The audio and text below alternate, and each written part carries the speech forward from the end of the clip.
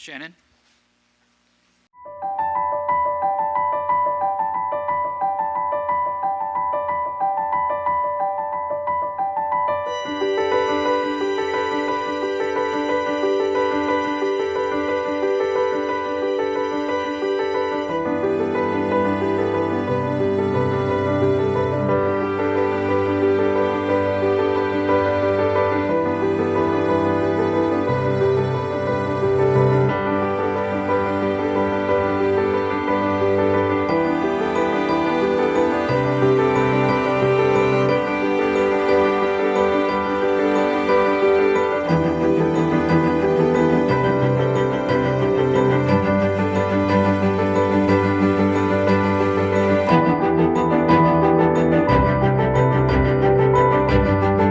And it's time for McDonald's to make the right decision.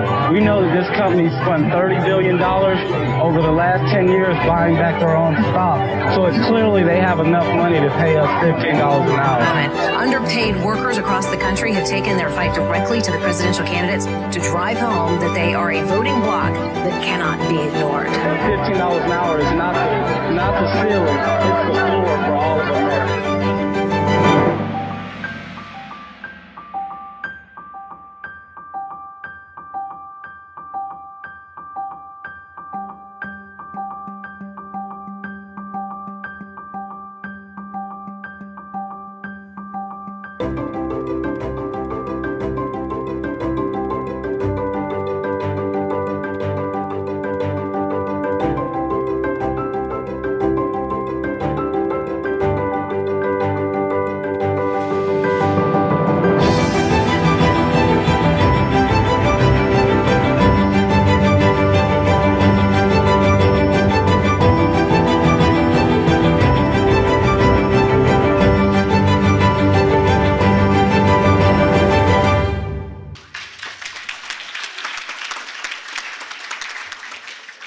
Thank you. I was actually recruited to the Fight for 15 with a video like that, so I figured that might start me off in a good place. And so in St. Louis, we started February 2013. As most of you know, the first fast food strike in New York was November 2012. So we just celebrated 4 years of organizing fast food workers in the United States. So repeatedly, when we started in St. Louis, people hadn't heard of the Fight for 15, so there was a lot of pushback around organizing fast food workers. There's still some pushback around organizing fast food workers, but for the most part, people get it. Fast food jobs aren't what they used to be. They aren't for teenagers. More than 60% of fast food workers are adults. 2/3 of them are women. 40% of them are also raising children. And so these are not the jobs that they were in 1979 by any stretch of the imagination. Additionally, 52% of fast food workers are on some form of public assistance, which means that although they're working for these corporations that make billions of dollars, $200 billion in fast food industry alone, just in profits, fast food workers are by and large on public assistance, not because they want to, but because they're paid so low that they have to rely on public assistance, food stamps, Medi-Cal, welfare, et cetera. And so to work a full-time job and still have to rely on public assistance is an atrocity. And many people in our region acknowledge that, and that's one of the reasons why the movement grew in the way that it did. Additionally, in that church basement, 3.5 years ago, a New York fast food worker came to visit the fast food workers in St. Louis, and he spoke his truth, and he talked about the challenges that he faces at a fast food place in New York City. And some of the workers in St. Louis thought, like a lot of people, why St. Louis, right? Why 15 in St. Louis when the cost of living is a lot less, et cetera? But what we found is that these are the same corporations in New York as they are in St. Louis. Right? These are the same jobs in St. Louis as they are in New York, as they were in Chicago. And some of the workers are facing the same discrimination at work. They're facing the same health and safety violations with 79% of workers being burned at work. They're facing the same wage theft, where workers are working off the clock or they're getting cheated of their overtime. I've heard workers talk about their paychecks being cut and then the overtime hours being placed on the following check. It's huge in LA, wage theft. And then shorting of hours. So workers take the bus or take public transportation into work, and then they get there, and the manager tells them that they have to go home because labor's high. Right? Labor's high just means that the business isn't making enough money, and so you're not going to make any money. And so workers are sent home maybe with 2 hours, and basically they just paid to work for 30 minutes. It's a huge problem in the fast food industry, and I believe it's an issue in other industries as well. So very quickly, workers realized that their challenges aren't theirs alone, that they aren't in isolation, as someone mentioned earlier, that they can very easily make connections with workers in New York and workers in Chicago and all of the workers organizing across the country. And so workers voted to go on a one-day offensive strike. This is a ULP strike. Again, workers aren't part of a union, but they decided to go on a strike to get union rights, which was really unheard of. People in that basement were really rowdy. A lot of the community folks were just like, these people are gonna lose their jobs. I don't know what y'all are doing. This union is crazy. We heard all of the things, but workers still went out. They still put their bodies on the line, and they walked right back into work the next day.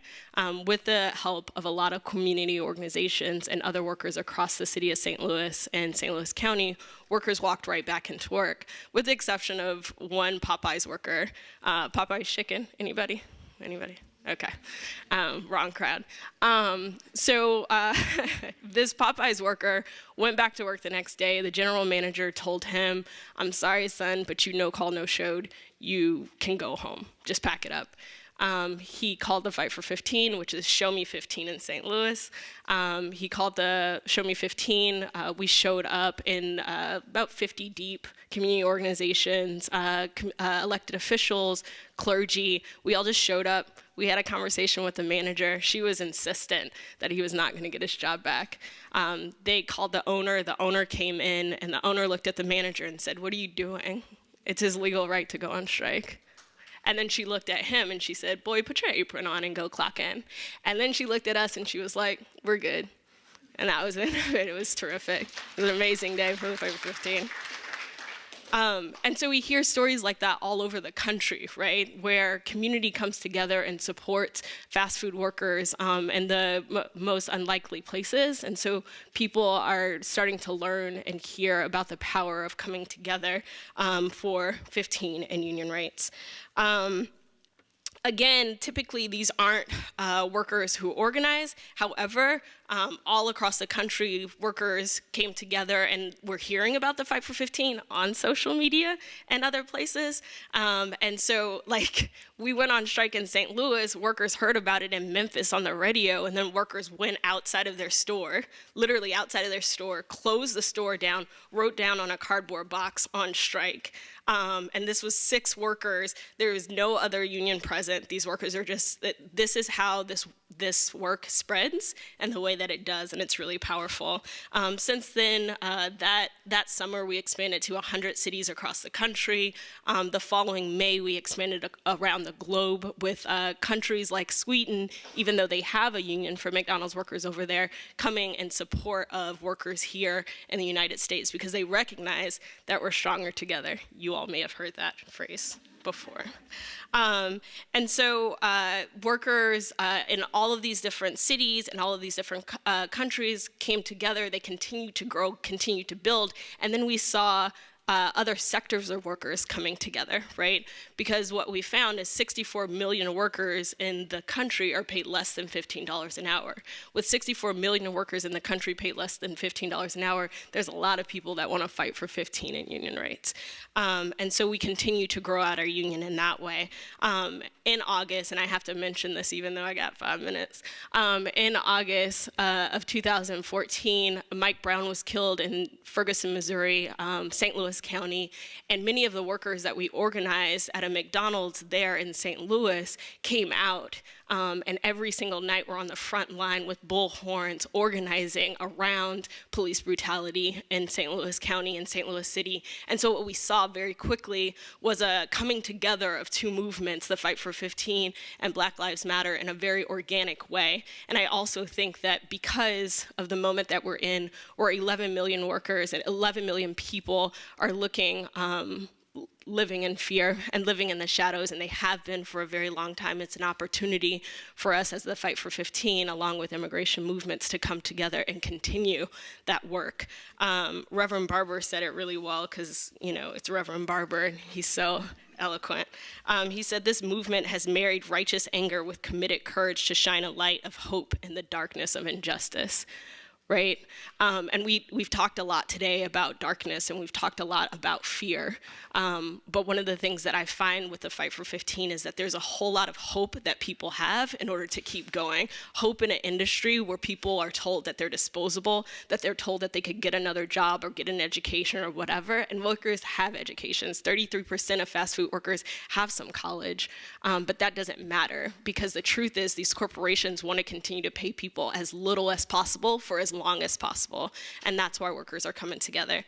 So on November 29th, last Tuesday, airport workers also joined the fight. Uber drivers joined the fight. Home care, child care, contingent faculty joined the Fight for 15 for a huge day of action all across the country. Reverend Barber, along with other faith leaders, took arrest for civil disobedience. So we had hundreds of people take arrest for civil disobedience. One of the reasons why we chose the airports is because airport jobs used to be good jobs, right? They aren't any longer.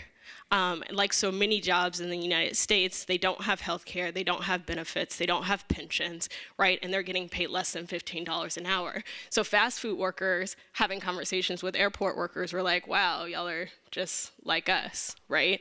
And that's one of the things that we continue to see, is that workers are able to make the connections. They're able to build and grow in a way that we weren't able to maybe 40 years ago, where we were looking at organizing and unionizing by sector. Workers are coming together and organizing in a very real way across contingencies, as somebody may have mentioned earlier. So where are we now? 4 years, 22 million raises, 22 million people receiving raises at the tune of $62 billion. That's $62 billion for union members, non-union members, right? That's huge. California, New York, $15 an hour, Seattle, even with Rahm Emanuel, who, I mean, some of y'all know CTU and the lovely battle that Rahm Emanuel has plagued the city with. But Rahm Emanuel ran his platform for re-election on a minimum wage increase because he knew that the people, the fast food workers, and other members of the Fight for 15 were pushing for increases. He knew that that was the movement that he needed to get behind in order to get re-elected. And he was re-elected, and Chicago's now on the pathway to 13. And so time and time again, what we see is that it's not just about organizing on election cycles. We have to organize between election cycles, and we have to organize with people under one unified message. Awesome. Because every single day, every single day, workers are facing retaliation at work. Workers are not getting paid enough to pay their bills, and that's why we have to continue to organize every single day. There's a lot more that I have. You were right, I couldn't get through all of it, but hopefully we can engage when we have time for questions. Thank you. Thank you.